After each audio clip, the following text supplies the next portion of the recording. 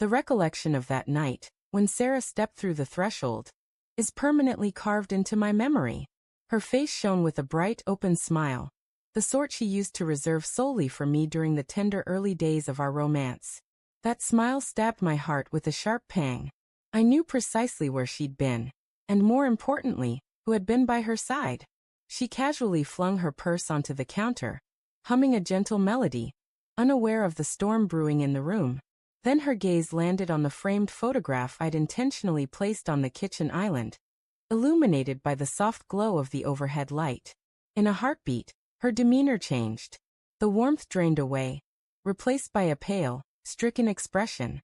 Her breath hitched, and she staggered back, as though the image itself could harm her. For a fleeting moment, I thought she might collapse. Her fingers gripped the counter's edge, her knuckles turning white from the pressure. I had printed the photo that morning, a sharp 5x7 showing her in the striking red dress I'd given her for our anniversary 2 years ago. She was laughing, head tilted back, while another man held her close, his hand resting far too familiarly, too intimately, on the curve of her lower back. The setting was a stylish downtown hotel, the same one she'd claimed was hosting an exclusive women's wellness retreat 3 weeks prior. I had hired a private investigator. The proof, clear photographs, receipts, text messages, revealed her hidden life, a truth so vivid it felt almost surreal. Night after night, I'd pored over the evidence on my laptop, each detail urging me to confront it. Now that same reality faced Sarah. Her voice trembled as she finally spoke. "What is this?" she whispered, her eyes flickering between the photo and me, wide and frantic, begging for an explanation I wouldn't provide. "You explain it," I responded, leaning back in my chair, my tone eerily calm, like the stillness before a tempest unleashes. Her lip quivered, but no words followed. She looked trapped, like a frightened creature caught in the beam of an approaching threat. I could see her mind scrambling, searching for a way out, a believable excuse. But none existed. "How long has this been going on?" I asked, my words slicing through the thick silence like a blade. "James, how long?" I repeated, my voice sharper now. She faltered, then broke. 6 months, she murmured, her voice barely a whisper. 6 months. Half a year of lies. Half a year of her laughter, her closeness, her body shared with someone else. Fury surged within me, but I kept it in check, refusing to let it spill over. "Not yet." I rose, walked to the counter, and picked up the photograph, holding it toward her, forcing her to confront it again. "Him," I said, pointing to the man in the image. "What's his name?" She swallowed hard, tears welling in her eyes. "David," she whispered. I let the name hang in the air, savoring its bitter taste. "David. The man you've been meeting in fancy hotels while telling me you're at a book club. David, the one you've been sneaking around with while I worked late to fund this house, your car, your entire life. That David?" She broke down into sobs, covering her face with her hands as her body trembled. I stood motionless, unmoved. Her tears only stoked the fire burning inside me. "James, I'm so sorry," she choked out between sobs. "I never meant for this to happen. It was an error." "Stop," I snapped, my voice cutting through her excuses like a knife. "An error is forgetting to buy milk. Being with another man for 6 months? That's not an error, Sarah. That's a choice. A deliberate, repeated betrayal." I held her gaze, my expression unyielding. She looked back, her tear-stained face heavy with remorse, but I couldn't discern if she regretted her actions or merely getting caught. "I can't lose you," she whispered, stepping closer. "I'll end it with him. I'll do anything to make this right. Please, James, I love you." A harsh, bitter laugh escaped me before I could stop it, surprising even myself. "You love me?" I echoed, shaking my head. "You don't betray someone you love, Sarah.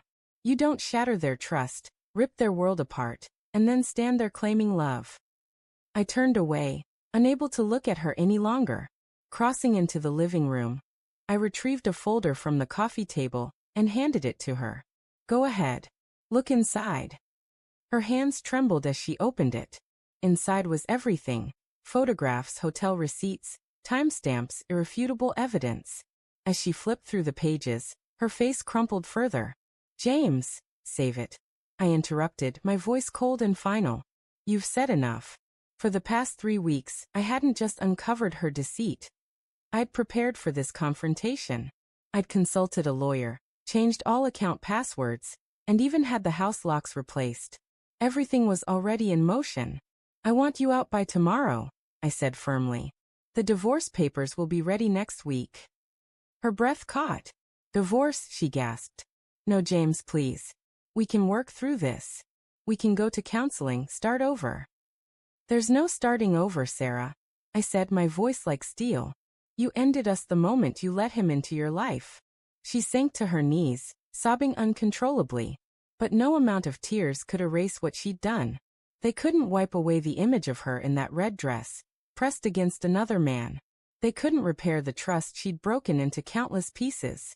I left her there, shattered on the kitchen floor, and headed upstairs, dragging the suitcase I'd packed earlier into the guest room.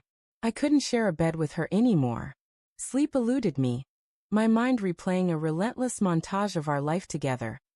Our first encounter, our wedding, our trips, the future we'd planned. Now it all felt like a lie. How long had she been unhappy? How long had she been pretending? And why hadn't I seen it sooner?